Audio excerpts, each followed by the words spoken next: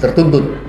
Sedangkan legalitas dari penuntut, terutama pengacara, dan legalitas dari prinsipal juga sudah selesai diperiksa pada saat persidangan yang dulu. Dan menghasilkan pada persidangan dahulu juga ada semacam penolakan terhadap saksi yang diajukan oleh pihak Jokowi. Karena hakim sangat cermat melihat bahwa ada satu kesalahan, kurang kecermatan, bahwa yang dituntut adalah Jokowi, tapi Jokowi mendatangkan pembantunya yaitu Seknek. Apakah itu inisiatif dari Seknek ataukah inisiatif memang dari Jokowi, itu masih kita belum ketahui. Tetapi intinya tadi itu melanjutkan pemeriksaan itu.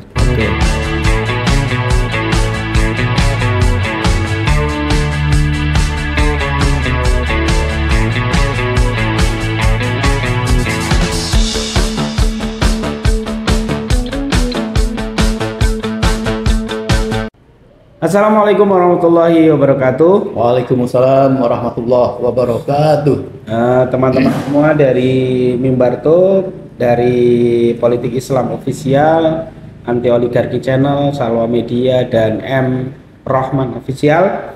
Pada kesempatan hari ini, hari Selasa 22 Oktober 2024, hari ini adalah persis sidang kedua yang digugat oleh Habib Rizik dan kawan-kawan di PN Jakarta Pusat mengenai kebohongan Jokowi, termasuk utang-utang Presiden Joko Widodo yang kemudian mencapai sekitar 5.000 triliun lebih, dan ini digugat oleh tim advokasi masyarakat anti kebohongan atau disingkat TAMA. Dan pada hari ini sudah hadir bersama kita salah satu prinsipalnya, yaitu Pak Mursalin. Assalamualaikum warahmatullahi wabarakatuh. Waalaikumsalam warahmatullahi wabarakatuh. Ya, jadi saya lihat tadi Bapak hadir di PN Jakarta Pusat, dan mungkin bisa ceritakan apa agenda sidang hari ini dan kemudian apa hasilnya. Ya, kita tahu bahwa gugatan terhadap kebohongan yang kita menamakan tim TAMA tadi itu terdiri dari 7 prinsipal. Ya. Tetapi para prinsipal ini memang tahu bahwa ini awal-awal ini ada agendanya, belum masuk pada materi persidangan. Baru membahas masalah pengecekan terhadap legal baik penuntut ataupun yang tertuntut. Sedangkan legalitas dari penuntut, terutama pengacara, dan legalitas dari prinsipal juga sudah selesai diperiksa pada saat persidangan yang dulu. Dan menghasilkan pada persidangan dahulu juga ada semacam penolakan terhadap saksi yang diajukan oleh pihak Jokowi. Karena hakim sangat cermat melihat bahwa ada satu kesalahan, kurang kecermatan, bahwa yang dituntut adalah Jokowi, tapi Jokowi mendatangkan pembantunya yaitu Seknek. Apakah itu inisiatif dari Seknek ataukah inisiatif memang dari Jokowi, itu masih kita belum ketahui. Tetapi intinya tadi itu melanjutkan pemeriksaan itu. Nah, yang ini saya sampaikan tentang berita pengecekan tadi. Mestinya dilaksanakan tanggal hari ini tadi jam 10. Tapi sampai jam 2 kita tetap bersabar, patuh terhadap jadwal yang telah dijadwalkan oleh pengadilan. Tidak ada yang nongol satupun dari utusan Jokowi.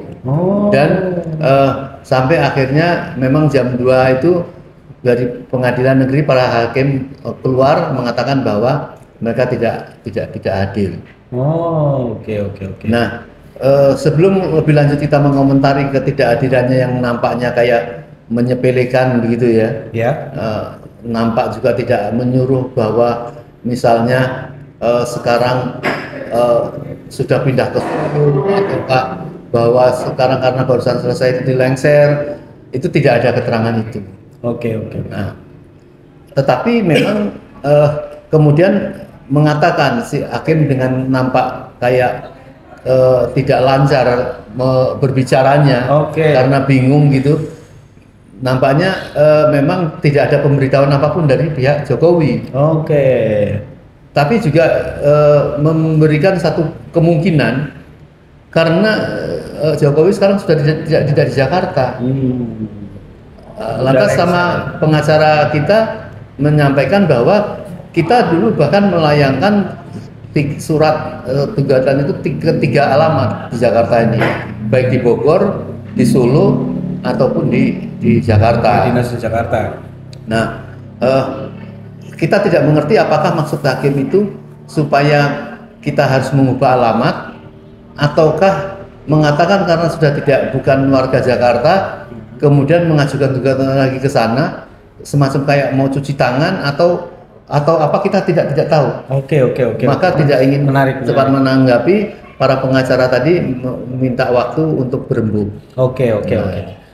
Dan akhirnya rembukan itu juga sampai kepada bahwa meminta waktu seminggu supaya tidak segera memutuskan apakah baik akan gugat lagi ke Solo atau apa ya. Jadi kita diberi waktu seminggu untuk ketemu lagi kepada persoalan kelanjutan sidang itu. Oke, berarti nanti akan ada sidang lagi minggu depan di hari Selasa ya Pak? Belum dijadwalkan, cuma kita akan memberikan waktu apa itu apakah kita akan mengubah pengajuan gugatannya di Solo, apakah kemudian kita tetap melanjutkan di sini, itu pasti akan diberikan jawaban seminggu yang lagi berdasarkan kesepakatan. Atau bahkan saja kemungkinan jangan-jangan gitu ya, bisa saja para hakim ini udahlah daripada nanti merepotkan kita, sudah nggak ada Jokowi juga, masih mendingan udah biar sidang di Solo saja lah. Kita menebak-nebaknya gitu. Tapi kita tunggu saja apakah mana yang lebih tepat. Tapi kalau berhenti untuk menghentikan gugatan itu pasti tidak. Makin dihambat-hambat, menurut saya malah makin seru. Iya, jadi poinnya saya tangkap bahwa hari ini sidang tetap berlangsung meskipun molor, dan ini catatan lagi untuk PN Jakarta Pusat ya, karena kalau tidak salah tahun lalu atau 2 tahun lalu PN Jakarta Pusat katanya menjadi pengadilan terbaik di Indonesia. Kok bisa terlambat ini? Terus yang kedua tadi juga disebutkan Pak Mursalim bahwa tidak ada kehadiran perwakilan dari Pak Jokowi ya, yang mana Pak Jokowi dalam gugatannya itu jelas beliau sebagai pribadi, bukan sebagai presiden. Artinya sebenarnya tidak ada bedanya Jokowi memimpin atau tidak memimpin kan gitu Pak ya. Artinya kemarin hari Minggu tanggal 20 Oktober 2024 kan Pak Jokowi sudah lengser ke Prabon bahasanya. Sudah lengser ke Solo, tidak menjabat sebagai presiden. Tapi tetap gugatan ini harusnya masih tetap berlanjut karena ini adalah gugatan pribadi. Nah, menanggapi itu Pak, bahwa apakah ini Bapak melihatnya sebagai alasan dari para hakim supaya tadi disebutkan misalnya lepas tangan dari gugatan ini diajukan, karena kalau kita lihat ya kabarnya ini konon kabar itu kan bukan bisa benar bisa enggak ya.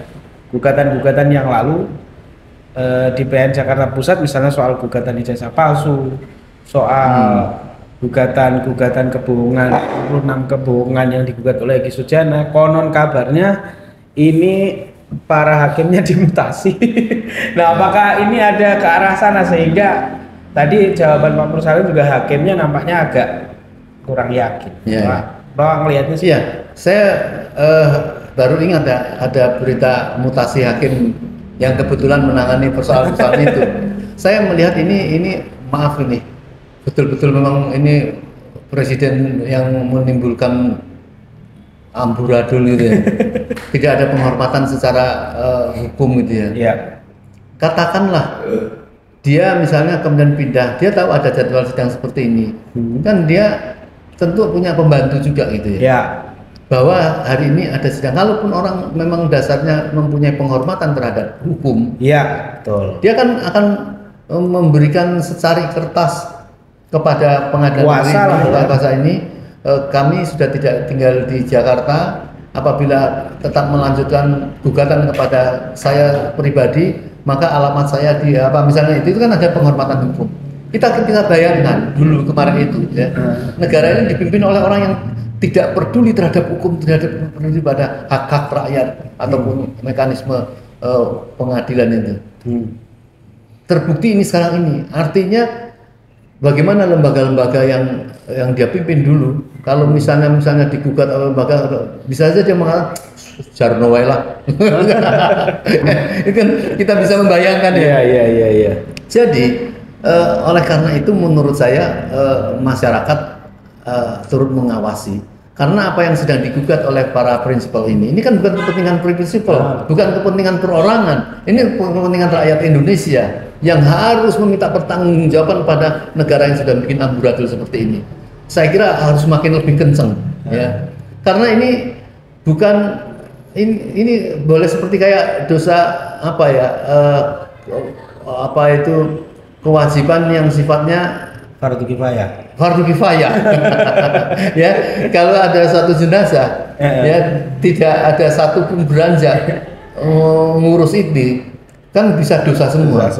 Maka kami ini merasa wah ini kalau didiamkan dosa semua ini. Dosa semua. Maka itu ini kepentingan kita semua yang akibat bukan saja menjadi masyarakat rusak yang masyarakat sudah hasil dipecah, tetapi bagaimana hasil hutang-hutang, bagaimana hasil perusakan alam, bagaimana hasil apa itu pasir-pasir yang mau dijual dan sebagainya. Ini berakibat dari banyak macam, harus diurus.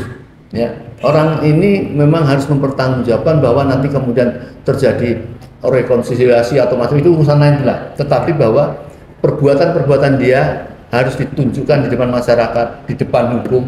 Dia harus diberikan hukuman yang setimpal. Karena bukan karena khilaf, tapi memang kurang ajar gitu. Saya kira memang masyarakat harus terus memburu. Ya. Kalaupun sidang ini kemudian tidak merasa berhak melanjutkan karena orang yang akan dituntut bukan beralamatkan di Jakarta gitu ya. Saya pikir tetap harus diurus ya. Jangan terus kemudian saya tidak yakin ya prinsipal kemudian oh ya sudah bukan di Jakarta, dia udah orang Solo. Enggak, saya kira makin seru dan makin orang-orang Solo, orang-orang Jogja seolah masih diberi kesempatan untuk bukan menendang tapi untuk menuntut bagaimana apa yang dia lakukan. Saya kira ini yang harus segera diurus. Apakah secara hukum saya tidak tahu, ini kewajiban dari PN pusat itu untuk melanjutkan persoalan ini kepada PN di sana, atau bisa dilakukan secara hukum tetap di sini karena persoalan saat gugatan pertamanya di sini ya. Kita tunggu saja. Tapi yang pasti adalah harus cepat dilakukan tuntutan yang sudah diproses. Karena ada persoalan-persoalan yang penting seperti tuntutan uang sebesar 5.200 triliunan itu ya, yang itu kemana maksudnya uang. Nah ini pertanyaan masyarakat juga mungkin. Itu kan tuntutannya besar banget Pak. Itu maksudnya mau dipakai teman-teman prinsipal atau seperti apa sih uang itu nantinya yang dituntut Jokowi? Nah ini tadi kan kepentingan untuk masyarakat banyak. Tidak mungkin lah prinsipal akan terus menang saya kayak memperjuangkan waris orang tuanya. Enggak. Ini uang-uang yang dihutang selama ini ya, itu 10 tahun bisa saja tidak transparan, harus diperjelas. Apakah uang-uang hasil hutang dari luar negeri itu masuk ke negara, apa masuk ke proyek kemudian dia mengambil dapat keuntungannya, itu harus jelas. Maka harus dilakukan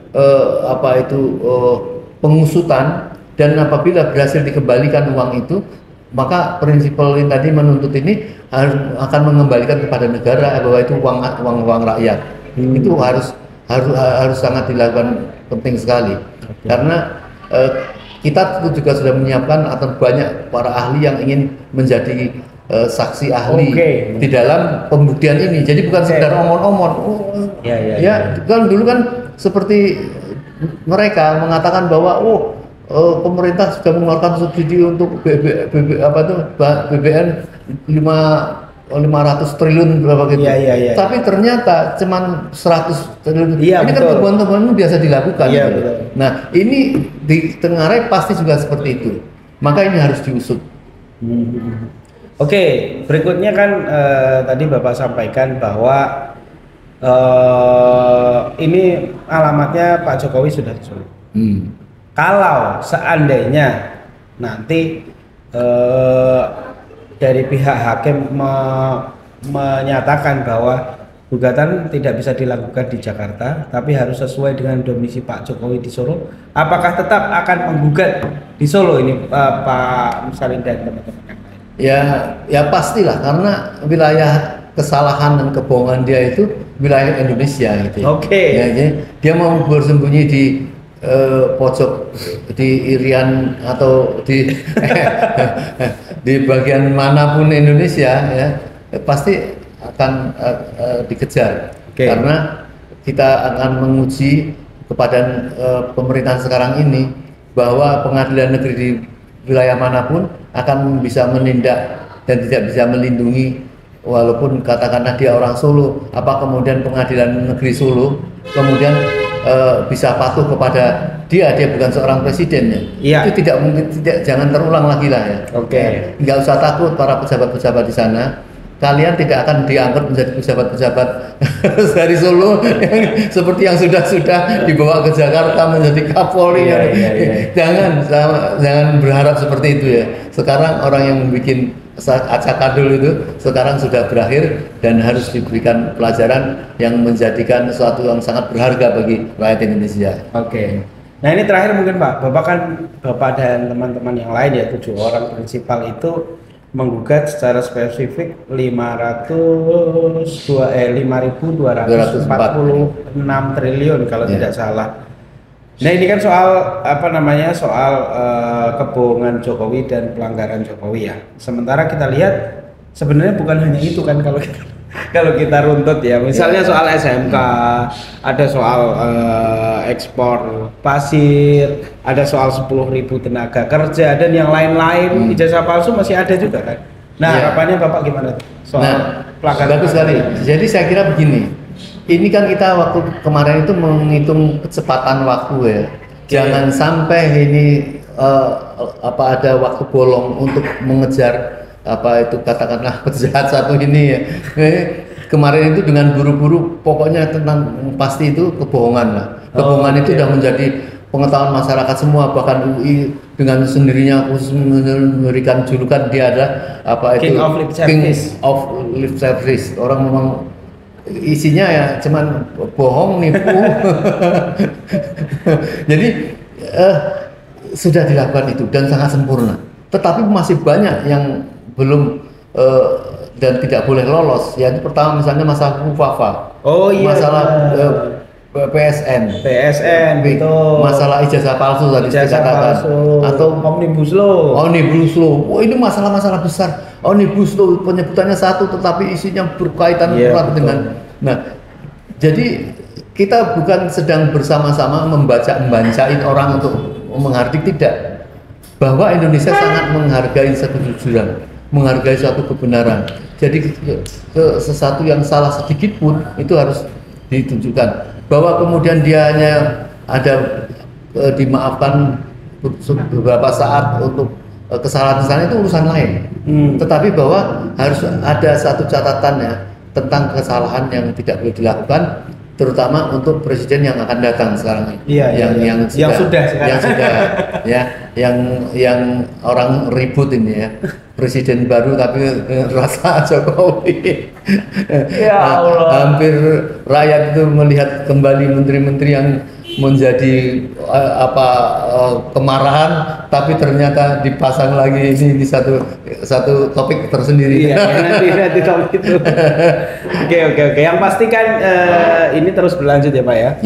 Dan saya kira ini teman-teman juga patut untuk terus disimak ya karena saya ini saya yakin ini sangat menarik sekali, mengingat apa yang sudah dilakukan oleh Pak Presiden Joko Widodo selama 10 tahun.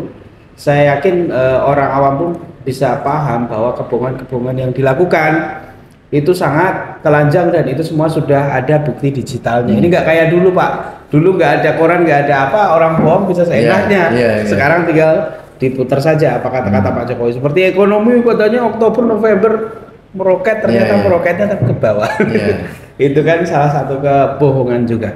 Nah mungkin terakhir nih supaya kita durasinya agak panjang pesan untuk yang lain ya, pesan untuk masyarakat yang lain. Seandainya gugatan ini diminta oleh Pengadilan Jakarta Pusat dipindahkan ke Solo, nah pesan untuk masyarakat secara umum gimana? Ya, intinya satu ya, semua gugatan yang dilakukan itu kita mencoba untuk bersama-sama memperbaiki citra Indonesia ya. Intinya di luar negeri itu kita ini masyarakat yang untuk bahan tertawaan gitu ya. Masyarakat yang sangat luas, mempunyai jumlah orang dan kekayaan yang sangat luas, kok bisa diperintahkan satu orang yang sudah membuat Indonesia menjadi bahan-bahan olok-olokan gitu ya. Oleh karenanya seluruh masyarakat harus peduli terhadap suatu kejahatan yang sudah dilakukan Jokowi itu, bahwa masyarakat tidak tertinggal memerinci atas kejahatan dan keburukan ini. Dunia tahu, oh ternyata tidak begitu saja, rakyat ini ternyata menuntut itu gitu. Ke depan artinya apa, kita bisa semoga ya, karena mengapa saya katakan semoga kejahatan orang jahat ini tidak terus mencengkram ya, melanjutkan kepada yang berikutnya. Tadi indikasinya saya katakan betul. Kita sangat sedih gitu ya, kenapa Presiden ini semacam tersandera memasukkan menteri-menteri yang dituntut oleh rakyat itu ke dalam kabinetnya ini. Nah, ya bisa saja lah karena itu mungkin dalam sandera gitu ya. Tetapi harus segera dilakukan pembersihan karena salah seorang mantan ketua KPK Bapak Dr. Abdullah Yahya-Mahua mengatakan mengindikasikan hampir 90% menteri yang sekarang itu ada terindikasi korupsi gitu. Artinya bukan harus tega, tetapi memang harus ditegakkan benar ya. Tapi katakan tidak positifnya lah, orang-orang yang diindikasikan seperti itu masuk dalam menteri ini ya sambil bekerja, sambil siapa tahu mau coba mengembalikan hasil korupsinya. Kayaknya sulit Pak. Tapi itulah ya, kita jangan judge dulu dari awal ini pemerintahan Prabowo, walaupun banyak sekali koreksi-koreksi terhadap menteri-menteri baru itu. Tapi kan kita tidak tahu faktor kesulitan juga ya. Kekuatan kan modelnya kan kita tahu modelnya kan sandera ya. Menteri-menteri yang dulu kan ketua partai disandera. Kita nggak tahu juga mungkin apakah presiden baru ini juga masih dalam keadaan sandera, wallahu alam. Tetapi masyarakat apapun kita tetap harus mendukung kalau dia mau melakukan suatu kebaikan. Kita tidak boleh mengejas dulu, yang penting ke sumber kejahatan, itu tetap harus ditangkap ya. Gitu. Tangkap dan adili ya. Ya. Baik, terima kasih teman-teman yang sudah menonton. Mudah-mudahan ini menjadi info hari ini tentang sidang tuntutan dari Habib Rizik bersama 6 prinsipal yang lain terhadap Presiden Joko Widodo. Terima kasih. Wassalamualaikum warahmatullahi wabarakatuh. Waalaikumsalam warahmatullahi wabarakatuh.